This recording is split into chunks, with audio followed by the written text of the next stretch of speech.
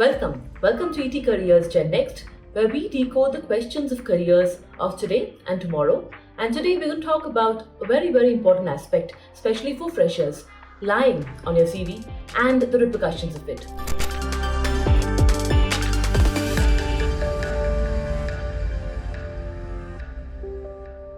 Now think about it. What can you say in your CV? In just those 1 or 2 pages, whatever you say has a big impact.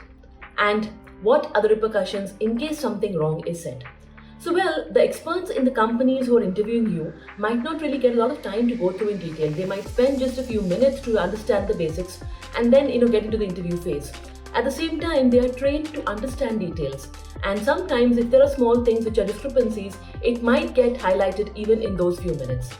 But not just that, say nothing gets highlighted there, but companies today are seriously looking at background checks and they are employing advanced methods to actually do these background checks. And oftentimes, in case there are discrepancies in the resume, it gets, kind of caught at those stages and again can have repercussions. In fact, first, the Advantage Corporation pointed out certain statistics around that. And in just one sample which they looked at, out of 100 CVs for the BFSI segment, the banking and financial services segment, about 15 had discrepancies. So what really are these discrepancies and what can be the repercussions? Let's go from small to big.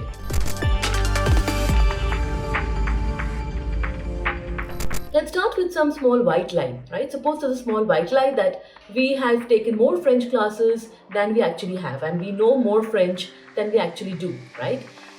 What's the harm in that?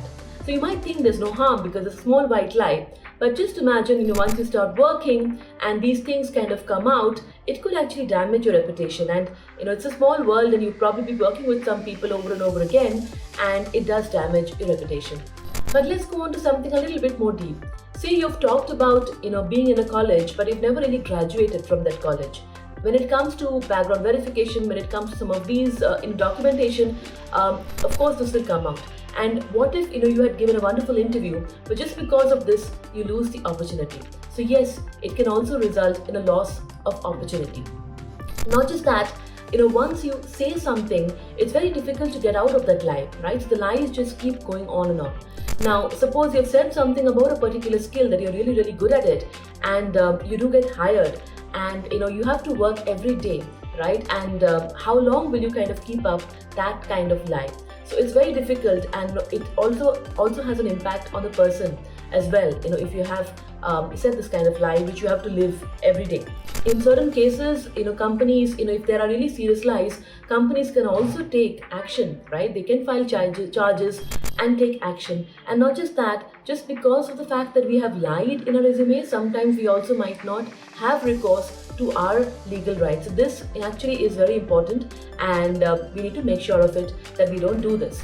Last but not the least, in certain professions, it can cost us our license. Think of a lawyer, right? Or think of a doctor, right? In professions like this, where you actually are, certified, you have a license to practice, lies, which you can probably, which can probably come out later, can also cost you your license.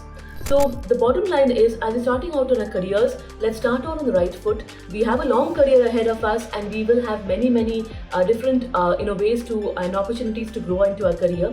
Let's not start with lies in our resume. Thank you so much. We're signing out at this episode of ET Careers GenNext. We'll come back soon with more details on careers of today and tomorrow. Thank you.